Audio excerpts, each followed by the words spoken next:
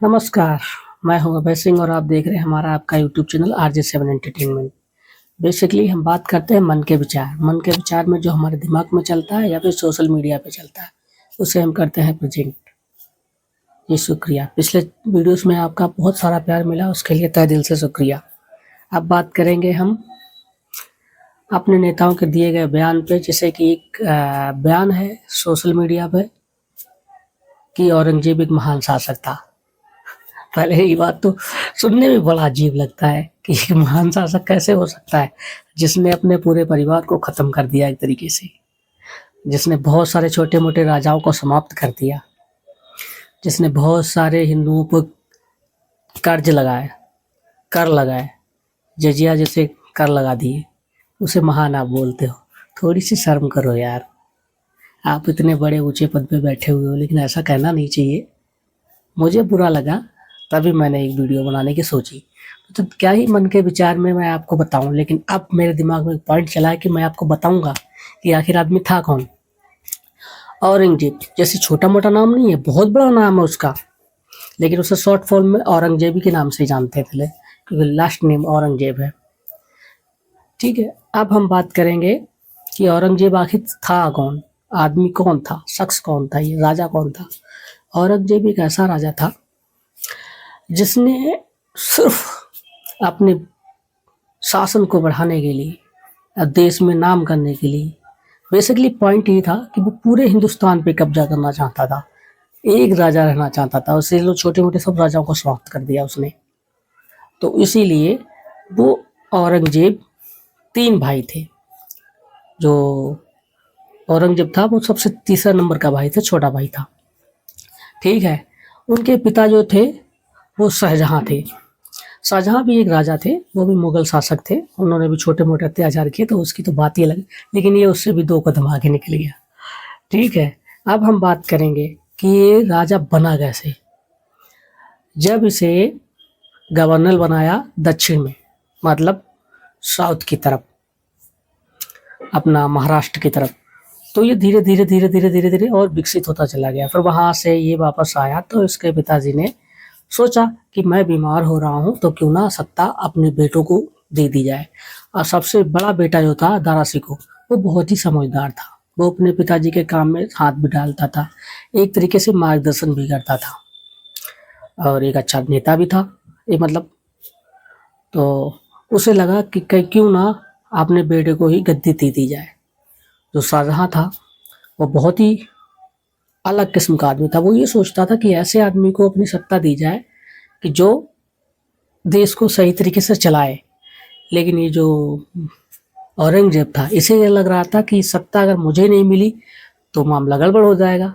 तो इसने अपने भाई दारा सिकोह, उसको क्या किया कि पहले अपने पिताजी को जब बीमार थे तो उसने सोचा पहले इसको जेल में डाल दो। जेल नहीं बोल सकते उसे, बेसिकली एक कारागार कह सकते हो। जेल में थोड़ा घूमना फिरना भी होता है, पंखा भी होता है, खाना पीना भी होता है, ठीक है, थोड़े ऐशो आराम भी हो सकते हैं। इसीलिए जेलें हमारी भरी रहती हैं। कुछ लोग तो हाथ पैर भी दबाते जाते हैं जेल में। चलो वो छोड़ो, अलग की बात है। वो कारागार था। कारागार में क्या होता है, तो आप जंजीरों में से जकड़े होते हो, लाइट वाइट की व्यवस्था नहीं होती, पानी वानी की हल्की फुल्की व्यवस्था होती है। तो वहाँ उसने जकड़ लिया, वो भी आगरा में। आगरा में जहाँ उनके पिताजी रह रहे थे, वो कम से कम 8-10 महीने रहे। तो 8-10 महीने के अंदर ही उसने अपने बड़े भाई दारा सिकोह को मारने का प्लान बनाया, क्योंकि वो एक राजा हुआ चुका था, दक्षिण का राजा था वो। तो क्या हुआ, उसने अपने भाई को मार के, सर काट के दारा सिकोह का अपने पिताजी को प्रेजेंट कर दिया, जैसे बहुत बड़ा तोहफा है, बहुत बड़ा तीर मार के आया। आप उसे कह रहे थे महान शासक था। पहले सुनो उसकी दास्तान। उसने अपने भाई को मार के अपने पिताजी को गिफ्ट में दे दिया। ठीक है, दूसरी बात, अपने उसका जो दूसरा भाई था मुराद, उसका क्या किया, मुराद का तो भाई उसने खाना पीना जो भी है उसका जहर देके उसे मार दिया, मतलब पत्ता साफ कर दिया। आप उसे कहते हैं कि एक महान राजा था जिसने अपने पूरे घर को साफ कर दिया। सोचने की बात है। दूसरी बात ये है, पहली बात पिताजी को जेल में डाला, क्रूरता दिखा दी, जो हम लोग अपने परम पूजनीय पिताजी मानते हैं, जिनके पैरों पे गिरते हैं, पिता के पैरों को छूते हैं, हर पिता के आदेश का पालन करते हैं। भगवान श्री राम को देखा, एक पिता के अपने पिता के आदेश के लिए जंगल चले गए और इसने अपने शासन को और बड़ा करने के लिए, शासन पाने के लिए अपने पिताजी को जेल में डाल दिया। दोनों अलग अलग हैं, क्योंकि हिंदू धर्म में, मुस्लिम धर्म में आप कह रहे हो कि वो बड़ा अच्छा शासक था, एक मुस्लिम शासक था। समझने की बात है, ठीक है। भाई को सर काट दिया, भाई को मार दिया, छोटे भाई को। अब क्या हुआ, अब उसे और एक लालसा बढ़ी कि देश में और भी सत्ताएं, छोटे मोटे राजाओं को छीना जाए, छोटे मोटे राजाओं से युद्ध किया जाए। उसने बहुत सारे राजाओं को पतन किया, बहुत सारे राजाओं को मारा, ठीक है। फिर दक्षिण में महाराज छत्रपति शिवाजी महाराज से उसका जब मुकाबला हुआ, तब उसे पता लगा कि हाँ कोई राजा है, ठीक है। फिर उनके देहांत के बाद उनका अंतकाल हो गया, तो छत्रपति संभाजी महाराज, जिसके ऊपर ही विवाद चला, क्योंकि हमारे इतिहास को तो कोई जानता ही नहीं है। जहाँ देखो वहाँ मुगल भरे हुए हैं, जहाँ देखो इतिहास में, किताबों में, हर जगह तो मुगल भरे हुए हैं। हमारे छोटे मोटे राजाओं को तो ज्ञान ही नहीं है, किसी को कुछ पता ही नहीं है, तो विवाद दबा हुआ था। लेकिन जब से ये फिल्म आई है, इसने विवाद एक ले लिया। तो इसी विषय में हम बात करेंगे फिर से औरंगजेब पे। औरंगजेब का जब मुकाबला हुआ संभाजी महाराज से, तब ये बात पता लगी कि हाँ, हिंदुस्तान में ऐसे भी कुछ लोग हैं जो अपना सर कटा सकते हैं, सर झुका नहीं सकते।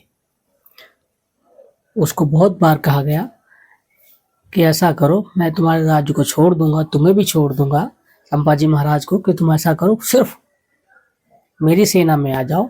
शर्त एक रहेगी, आप मुस्लिम धर्म बन जाओ, मुस्लिम धर्म को अपना लो, मुस्लिम बन जाओ। तो उन्होंने कहा कि ऐसा तो हो नहीं सकता है, मराठा हूँ, सर कटा सकता हूँ लेकिन झुका नहीं सकता, समझे। वो बहुत ही क्रूर शासक था। थोड़ा यहाँ से सोचो ना भाई, आप उसे कह रहे थे महान शासक था, जिसने अपने पूरे परिवार को खत्म कर दिया। हिंदुस्तान पे कब्जा करने का एक जुनून सवार था, वो आप कहते हैं एक महान शासक था। मेरे समझ में नहीं आता, पता नहीं क्या खाते हो आप लोग, क्या दिमाग चलाते हो भाई। इतिहास को पढ़ो, नहीं पढ़ रहे तो आजकल तो गूगल है, गूगल कर लो। लोगों को बेवकूफ़ बना रहे हो यार, राजनीति करते हो, बेवकूफ़ मत बनाओ लोगों को, समझे। शुक्रिया।